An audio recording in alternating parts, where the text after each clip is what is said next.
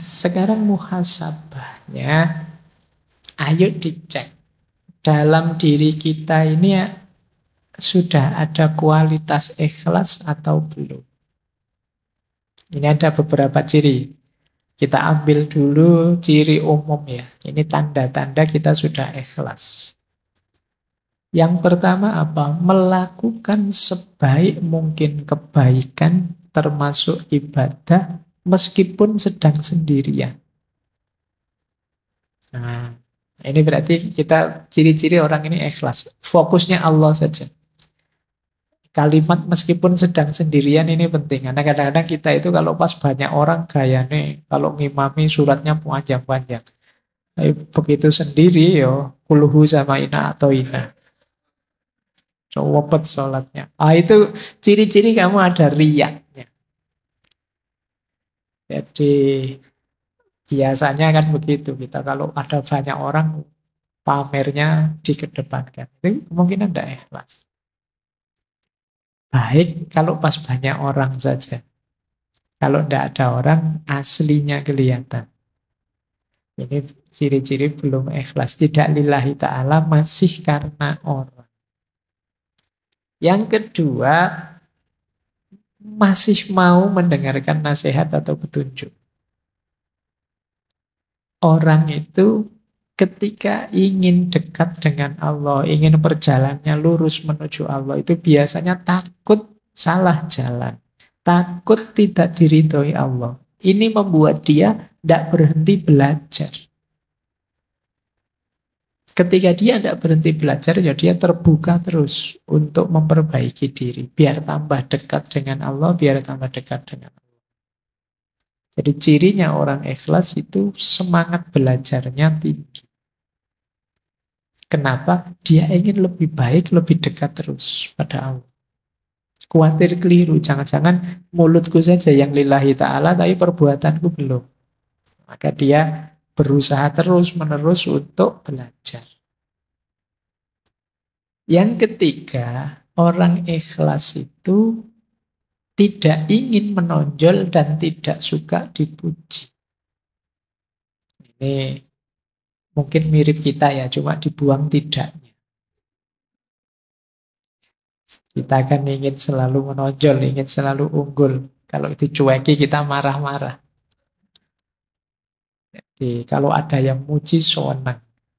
Nah, ini kemungkinan ya kebaikan yang kita lakukan karena orang. Kan sekarang kita melakukan apapun kan kita posting itu kan, kita foto, kita posting biar orang tahu. Itu kalau tidak ada yang jempoli, tidak ada yang muji, tidak ada yang kita mungkin sedih sekarang. Kok sudah posting 1 hari lebih loh ya, ini kok yang jempoli cuma 2 misalnya. Nah, 2 itu pun ya cuma teman satu kamar. Nah, kita sering begitu, kamu gelisah melakukan, kamu nunggu dipuji orang. Padahal cuma satu kamarnya 3, berarti yang satu nggak jempoli juga. Nah, kita ingin hari ini kan peradaban hari ini tuh peradaban yang sering saya sebut istilahnya FOMO itu kan, fear of missing out. Kita khawatir hilang, ingin kelihatan terus, ingin menonjol terus. Melakukan kebaikan kalau tidak diposting kan kita rasanya ada yang kurang. Kadang-kadang sholat saja kan kita posting. Berangkat ke masjid nih, terus nanti di depan sana. Kan? Terus duduk paling depan nih, misalnya. Terus wah, terus itu. Kadang-kadang sholatnya pun kamu taruh HP-mu di syuting. Ngaji juga begitu kamu. Ingin selalu kelihatan.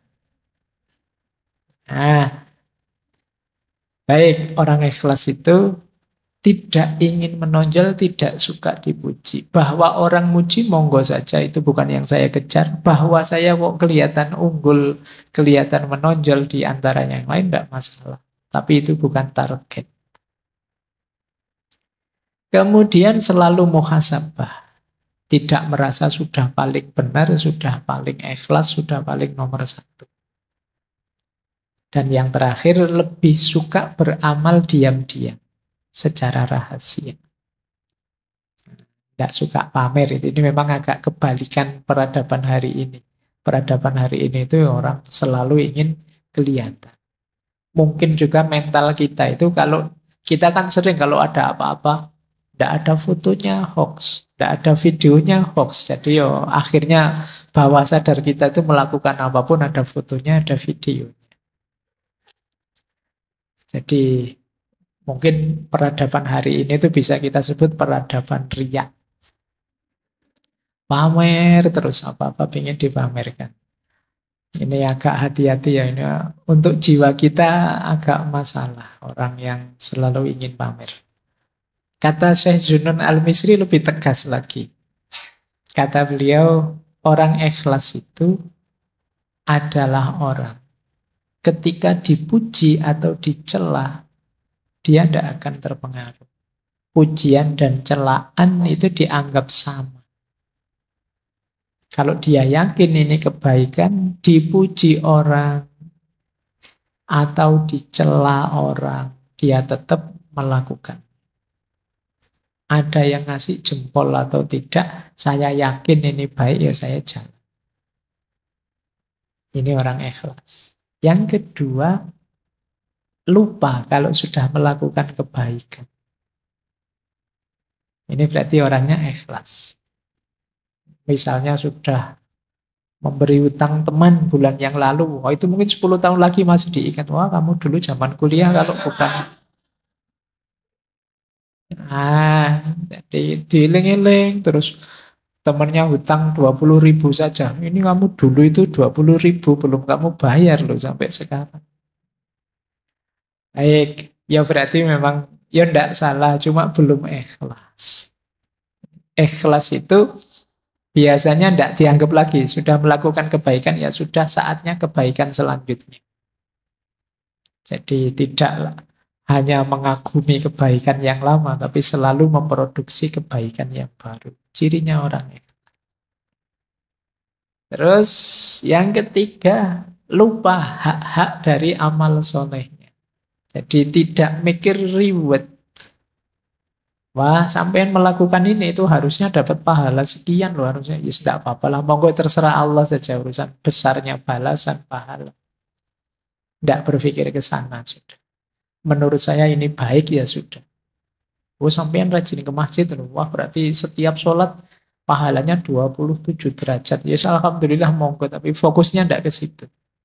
Jamaah itu baik, dianjurkan ya saya ikut jamaah ke masjid.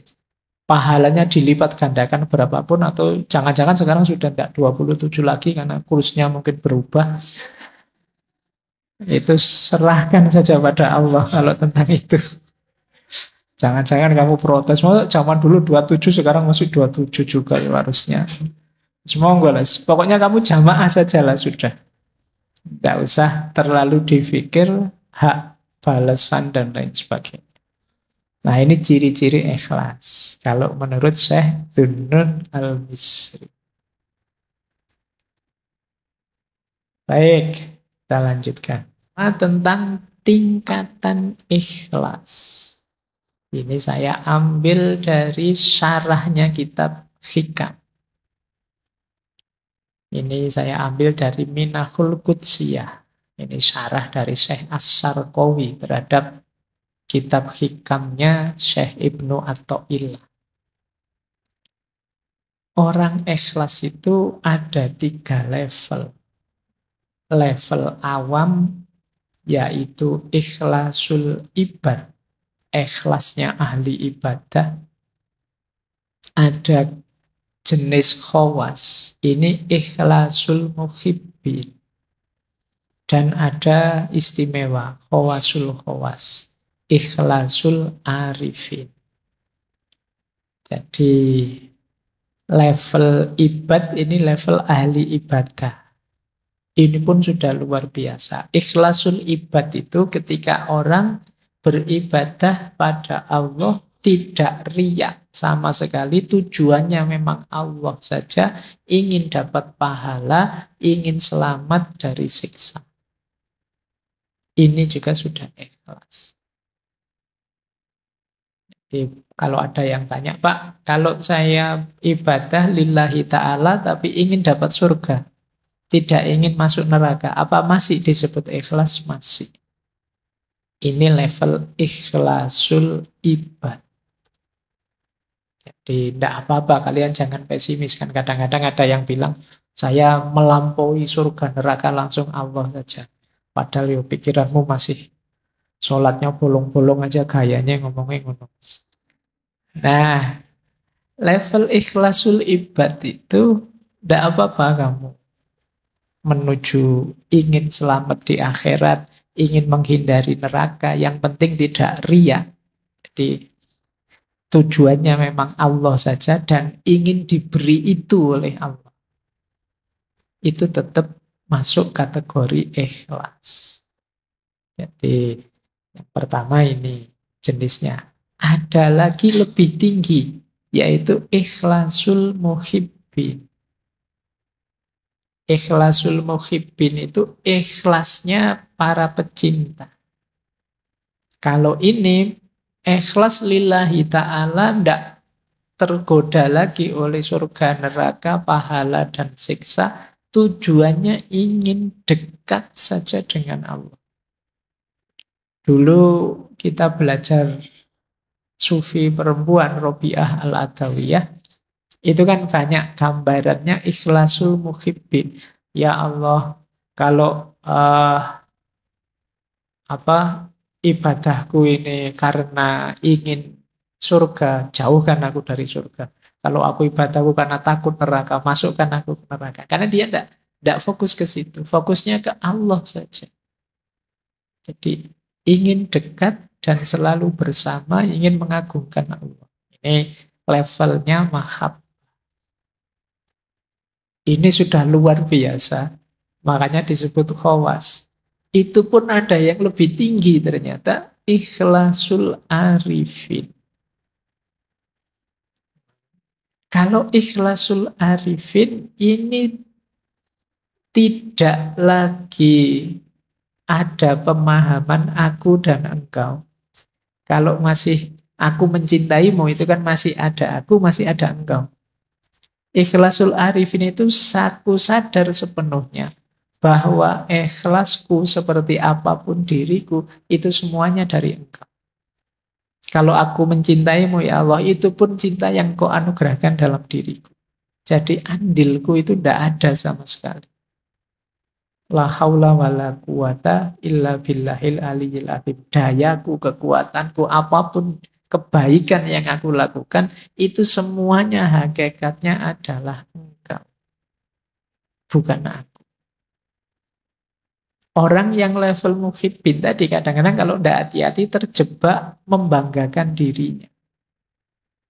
Bahwa aku bisa ikhlas, aku bisa tidak tertarik lagi surga neraka dan lain sebagainya. Tapi di level arifin itu sudah tidak mungkin lagi karena dia sepenuhnya sadar bahwa kebaikan dirinya, cintanya pada Allah, dayanya untuk menuju Allah, itu semuanya hakikatnya anugerahnya Allah saja.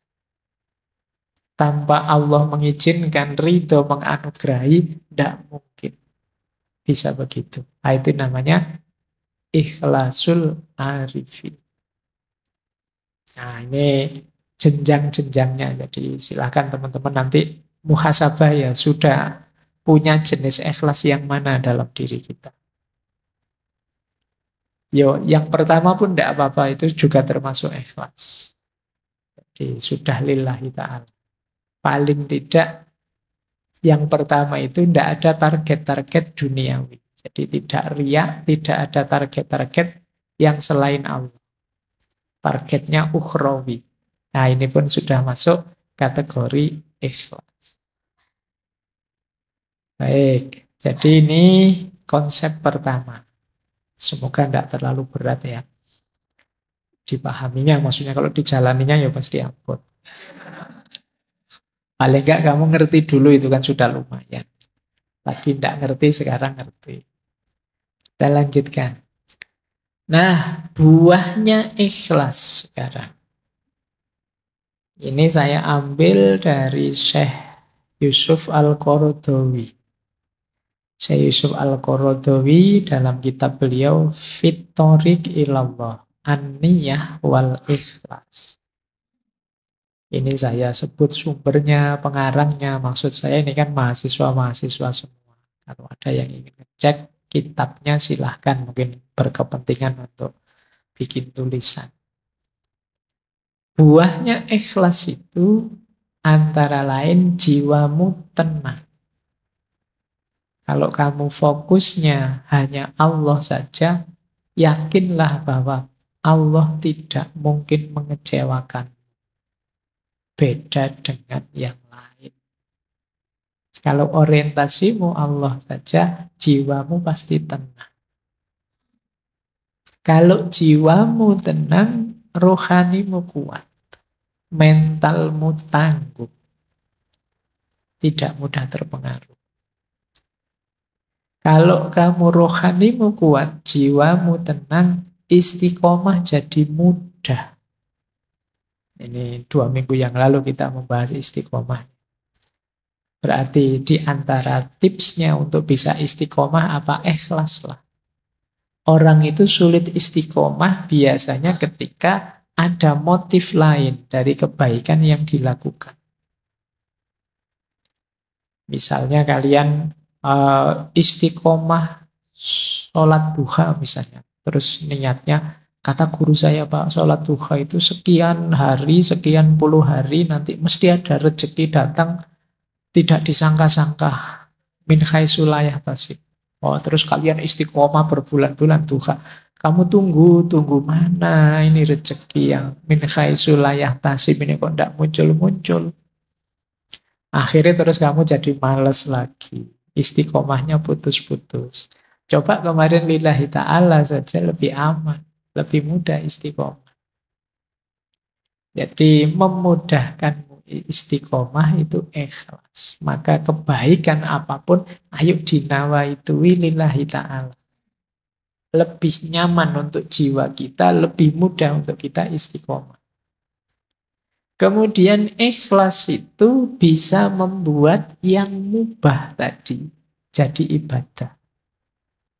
Makan itu, kalau kita nawaitu lillahi ta'ala, biar saya kuat beribadah, ya, yang semula mubah dia jadi ibadah.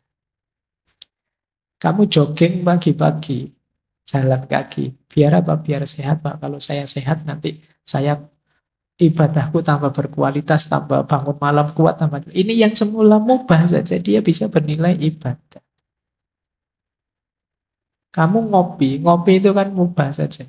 Nah, kalau kamu bisa ngatur niatnya, saya ngopi ini biar kuat melek Pak. Kalau kuat melek, saya bisa tahajudnya, bisa tidak terganggu oleh ngantuk, bisa. Loh, niatnya ibadah. Bukan nonton sepak bolanya, tapi ibadahnya. Jadi yang mubah bisa jadi ibadah. Kalau ditempeli ikhlas lillahi ta'ala untuk kepentingannya Allah, ujungnya tetap Allah saja. Kemudian bahkan keinginanmu untuk ikhlas, nawa itu ikhlas, itu sudah ada pahalanya sebelum dilakukan, bahkan sebelum tuntas pun sudah ada keutamaan, ada pahala-pahala dari niat baik saja itu kan sudah pahala. Ya niat yang baik itu kan ya niat lillahi ta'ala. Jadi sebelum dijalankan kebaikan itu masih dalam bentuk niat saja untuk Allah, itu sudah pahala. Apalagi sudah dijalankan. Kemudian tentu saja ikhlas itu membuahkan pertolongan dan perlindungan Allah. Kalau ini sisi vertikal. Sisi horizontalnya apa? Membuat kita kuat, teguh saat ada kesulitan. Makanya orang itu yang orientasinya Allah saja, kesulitan apapun tidak membuat dia gelisah. Nah, itu seperti munajatnya Nabi waktu beliau dikejar-kejar di Taif, dilempari batu itu kan. Beliau bilang, in lam takun wadiban alayya fala ubali. Meskipun aku berdarah-darah seperti ini, ditolak oleh umatku sendiri, dikejar-kejar seperti orang gila, asal engkau tidak murka padaku ya Allah, aku tidak peduli. Oh, ini berarti apa? Mentalnya kuat, teguh menghadapi persoalan. Kalau cuma tidak lulus ujian terancam DO, tidak masalah. In lam takun wadiban alayya fala ubaliya. Tapi kalau tidak lulusmu karena males, ya Allah marah. Jadi lakukan kebaikan semaksimal mungkin. Kalau hasilnya tidak seperti yang kamu harapkan, tidak masalah. Yang penting Allah ridho. Allah itu ridho karena engkau tidak nabrak aturan-aturan yang Dia tetapkan. Jadi ini buahnya orang ikhlas. Dari vertikal, horizontal, ke dalam, keluar, itu buahnya sangat positif. Latihanlah untuk jadi orang ikhlas. Baik, kita lanjutkan. Jadi ikhlas itu dimensi paling rahasia. Kata Syekh Junaid Al-Baghdadi, ikhlas adalah rahasia antara Allah dan hambanya. Tidak ada malaikat yang tahu dan bisa mencatat. Tidak ada setan yang tahu dan bisa merusaknya. Tidak ada hawa nafsu yang tahu lalu memalingkannya, membengkokkan. Malaikat mencatat amal yang kelihatan dicatat. Tapi niat, motif dalam hati kita, ikhlas atau tidak, hanya Allah yang tahu. Nah, ini kata Syekh Junaid Al-Baghdadi. Jadi dia memang sangat rahasia. Orang itu bisa kelihatan sangat ikhlas padahal tidak. Misalnya, wah Pak Faiz itu ikhlas sekali ya ngaji tiap malam Kemis, tidak ingin apa-apa. Itu kan kamu melihatnya begitu, tidak ingin terkenal, tidak ingin kata siapa. Ya kan? Kamu kan tidak bisa menilai hanya dari kelihatan luarnya. Kalau urusan ikhlas. Jadi hanya, kalau tentang saya ya hanya saya dan Allah yang tahu. Ya untunglah Allah itu sayang sekali sama kita ya. Aib-aib kita itu tidak dibongkar mentah-mentahan kayak kalian bongkar aibnya musuhmu di medsos-medsos itu. Kalau Allah sebaper itu habis kalian. Jadi kamu mungkin tidak berani keluar rumah sudah. Baik, jadi ikhlas itu berarti tersembunyi. Maka dia tidak bisa jadi komoditas kebencianmu atau kecintaanmu pada seseorang. Pilihlah tokoh ini orang ini paling ikhlas loh dia itu. Ya, dari mana melihatnya? Karena ikhlas atau tidak, hanya Allah dan yang bersangkutan yang tahu. Ini karakter pertama dari keikhlasan. Dia tersembunyi. Kedua, nah, ikhlas itu kalau ini saya ambil dari Syekh Imam Haris Al-Muhasibi. Diingat-ingat ikhlas itu tidak untuk yang mubah, yang makruh, atau yang haram. Pak, saya itu bohong, tapi saya ikhlas kok, Pak. Nggak iso. Haram ya tidak ada hubungannya sama ikhlas. Saya tahu yang saya lakukan ini tidak boleh, Pak, tapi saya dengan tulus melakukannya. Ikhlas, Pak. Enggak. Jadi kata Imam Haris Al-Muhasibi, perbuatan mubah yang tidak diniati mendekatkan diri pada Allah, ini maksudnya misalnya minum, makan, itu kan mubah. Tidak ada hubung, Pak, saya makannya ikhlas sekali loh, Pak. Kecuali kamu ada niat yang kamu hubungkan dengan Allah. Pak, saya makan ini, Pak, biar kuat ibadah, Pak. Nah, maka nawa itu saya makan biar kuat ibadah lillahi ta'ala. Kalau ini bisa. Tapi kalau tidak kamu niati untuk mendekatkan diri pada Allah, ya tidak ada hubungannya dengan ikhlas, tidak ikhlas. Perbuatan makruh dan haram tidak mungkin dilakukan dengan ikhlas. Misalnya kata Syekh Haris, membangun rumah untuk kenyamanan diri. memandang sesuatu yang haram dengan dalih ciptaannya Allah. Kadang-kadang yang kamu lihat-lihat di HP tadi kan lo yang tak contohkan tadi. Wah, ini kan ciptaannya Allah, Pak. Indah sekali, Pak. Luar biasa. Saya melihatnya mengagumi kebesaran Allah, Bapak. Itu enggak. Kata Imam Haris, enggak. Dimarahi kalian kalau pakai argumen itu oleh Imam Haris Al-Muhasibi. Jangan sebut-sebut ikhlas dalam perbuatan itu. Karena sedikit pun tidak mendekatkan dirimu kepada Allah. Jadi ini catatan. Jadi yang tadi ikhlas itu pasti tersembunyi, kemudian ikhlas itu tidak dalam yang mubah, yang memang dalam status kemubahannya, yang makruh dan juga yang haram. Jadi tidak boleh perbuatan haram kamu cari argumen dengan sudut pandang yang berbeda biar dia jadi halal atau ikhlas lillahi ta'ala. Pak, saya nyogok ini biar orang jahat-jahat yang mau nyogok itu tidak jadi masuk, biar saya saja yang masuk. Saya kan orang baik, misalnya. Nah, ini tidak haram itu ya tidak bisa kita ambil perspektif apapun karena zat perbuatannya sudah haram. Kalau yang mubah tadi bisa. Mubah itu diniati untuk kebaikan lillahi ta'ala masih bisa. Tapi kalau yang haram tidak bisa. Baik, jadi ini karakter kedua. Jadi ikhlas itu tidak untuk yang makruh, yang haram, dan mubah yang tidak diniati untuk mendekatkan diri pada Allah. Nah, rutenya seperti ini. Untuk menuju ikhlas itu. Catatan saya ada 4 untuk menuju yang khawasul khawas tadi. Yang pertama memang untuk kita bisa sepenuhnya lillahi ta'ala itu harus bersih. Tadi kan definisinya bersih. Bersihnya diri dari dosa dan kemaksiatan.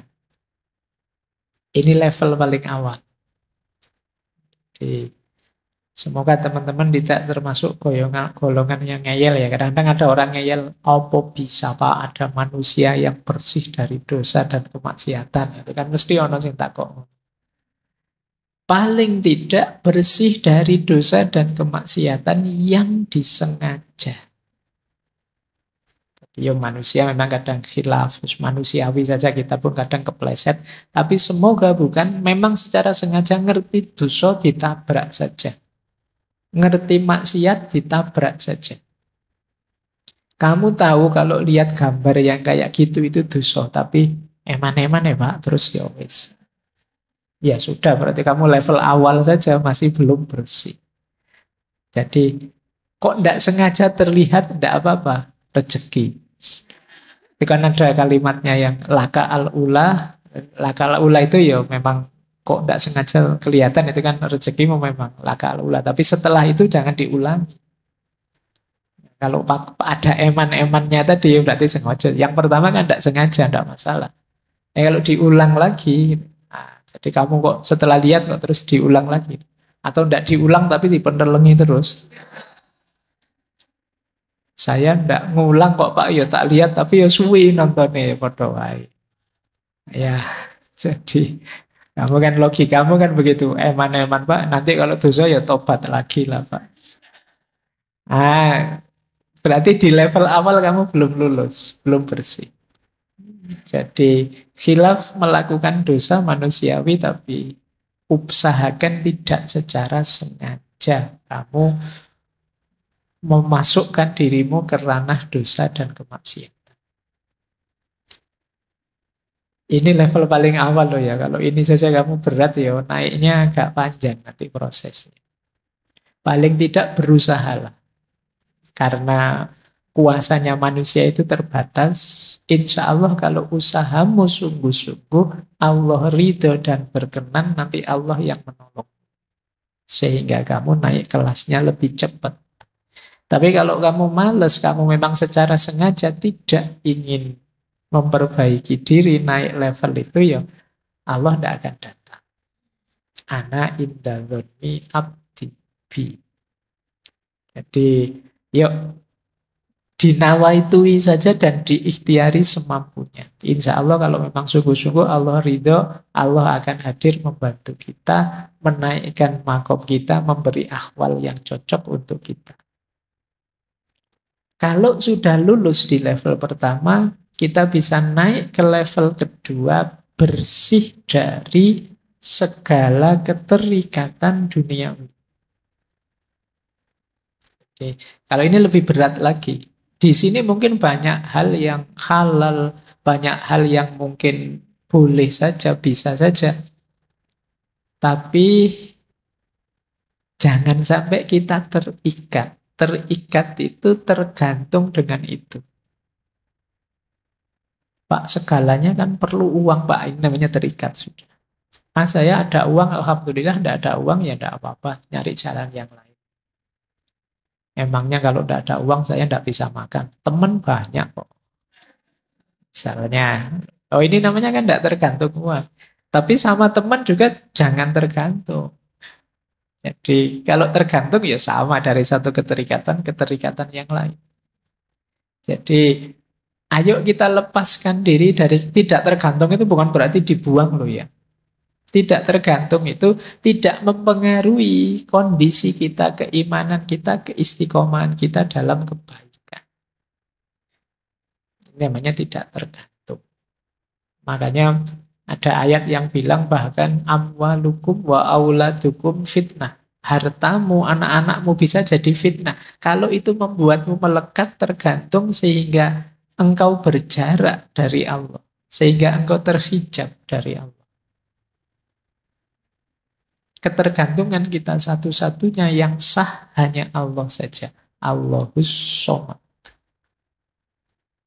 Jadi, Pak, pokoknya apapun yang terjadi, saya harus lulus semester ini misalnya.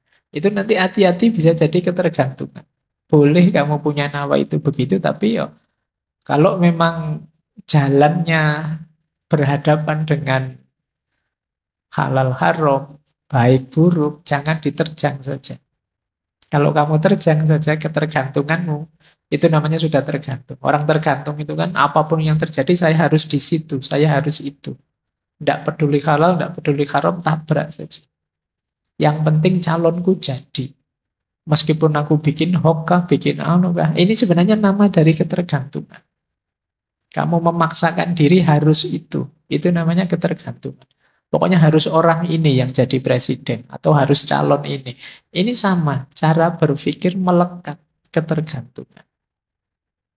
Nah, tapi kan orangnya memang baik, iya enggak masalah. Kamu mendukung dia atau membela dia enggak apa-apa. Tapi jangan sampai ke level ketergantungan. Harus dia, apalagi sampai kamu halalkan segala cara.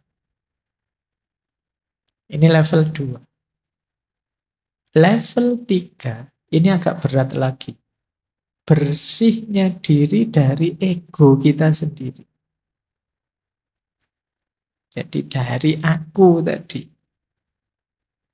Aku yang pinter, aku yang ngerti, aku yang hebat, aku yang bisa ini, aku yang bisa itu. Keinginanku ini, keinginanku itu, cita-citaku ini, cita-citaku itu. Ini aku, ini agak berat perangnya.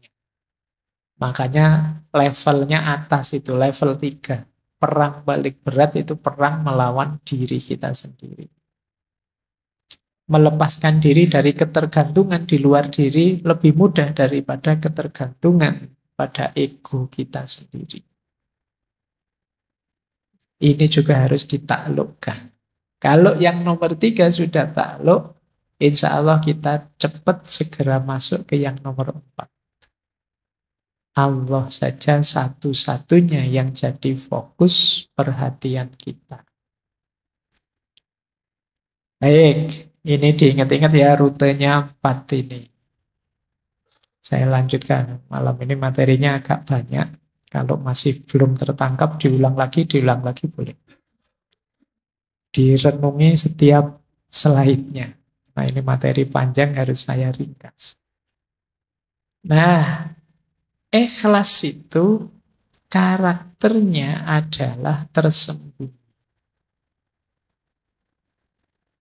Hanya yang ngalami dan Allah yang tahu dia ikhlas atau tidak. Maka kita tidak bisa memberi label orang, nuduh orang dia tidak ikhlas atau wah dia sudah ikhlas. Jadi ini salah satu cirinya ikhlas.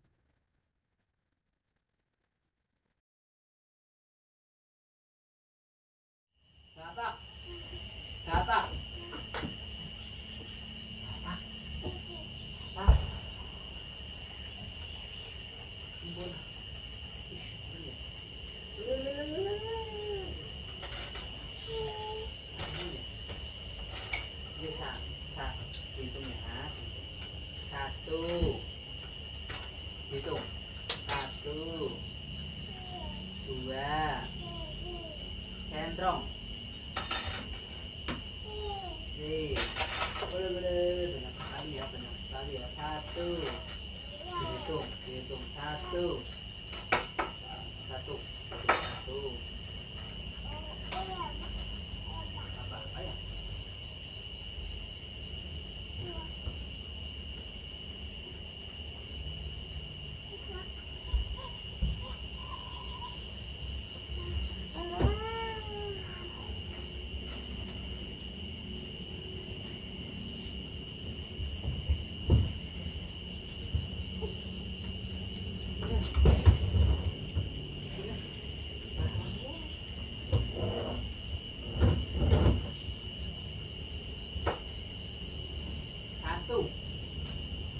Satu, 2.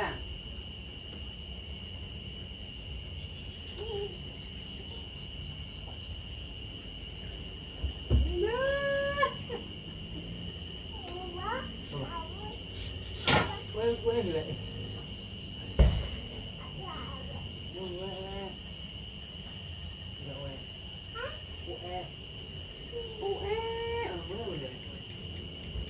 Satu.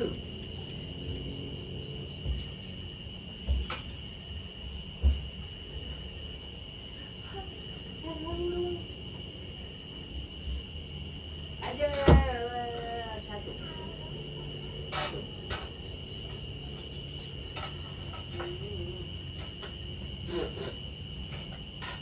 Satu.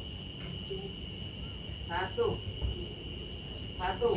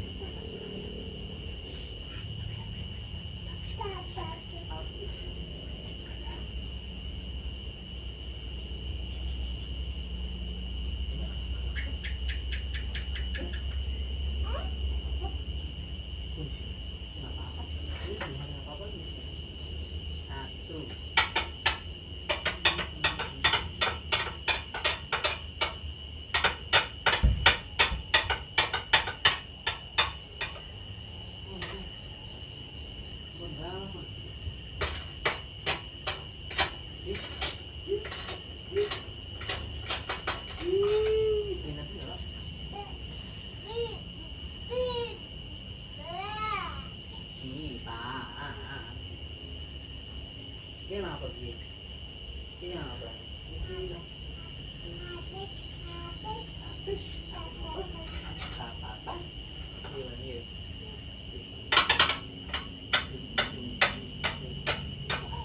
Satu, aku sayang ibu. Dua, aku sayang bapak. Tiga, aku sayang kakek. 1, 2, 3, saya semuanya. Yuk. Satu, aku sayang anak. Dua, aku sayang ibu. Tiga, sayang semuanya. 1, 2, 3, ada yang sayang. Satu. Apa?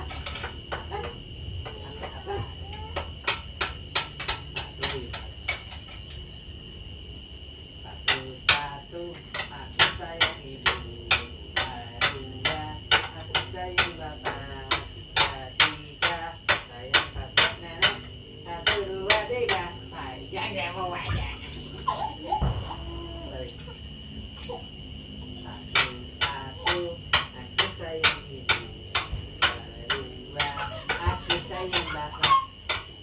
Tiga sayang kakek nenek. Satu dua tiga sayang dewi aja.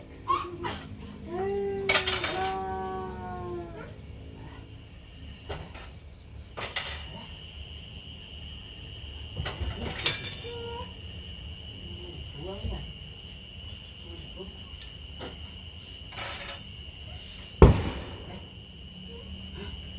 Satu dua. Urat ketek ketek. Ketek ketek.